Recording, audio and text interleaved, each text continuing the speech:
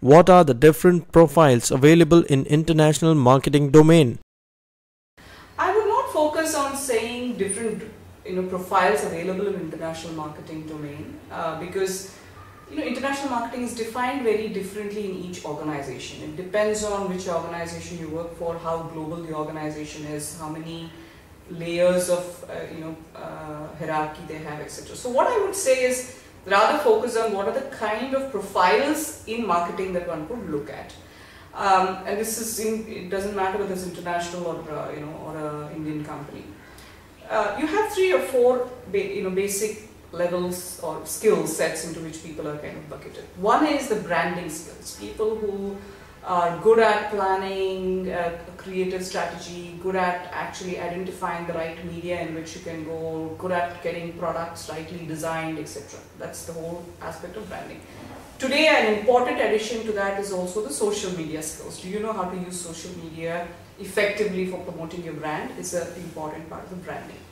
The second is people who are more on the analytical side. These could be guys who actually work in the marketing or part of the CMO's office, but who are good at doing research, good at tracking and seeing what's happening in the market, what's the shares, what is the share that we have in the market share that we have, what is competition doing, how is it evolving, and how do you need to kind of position and market yourself, given the changes in the competitive landscape. So that is the second set of profiles you could look at, which is in the research and analytics side. The third is largely the communication or the corporate communication, as one would call, which is basically having ability to interact with journalists, with analysts, with investors, etc., which is the other chunk of the corporate communications kind of thing. So you have 3 broad buckets. You could either be in the branding side, you could be in the analytics side, or it could be in the corporate communication side. So largely in any organization, these would be the 3 buckets. They would be designed, the hierarchies may be a little different. In the FMCG, the focus would be more on a branding. In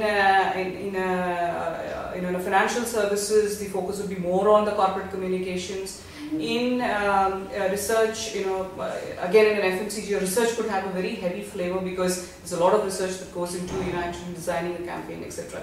So depending on what the organization sells, the focus may be a little higher or lower on each of these. There's another important piece which is also emerging in a lot of large companies today and is becoming part of communications or marketing is the internal communications.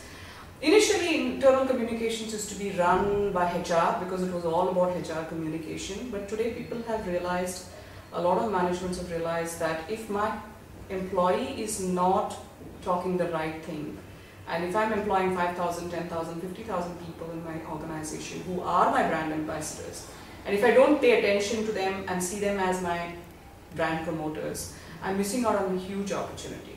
When I have 50,000 people working for me as brand ambassadors, I'm instead going and paying for a Shah Rukh Khan to be a brand ambassador. So companies are realizing that an internal communication is becoming a very, very important part of marketing as well. So there is a bit of a change, and like I said, social media, though it's under branding, everyone across, whether I'm in research, whether I'm in branding, or whether I'm a person running the PR for the company, today everybody has to think digital. Everybody has to think, how do I leverage the power of social media to do it. So that's again, you can be a specialist in it, or you could be somebody who's who could cut across all of these. Those are the key roles or areas in which a marketing organization is structured.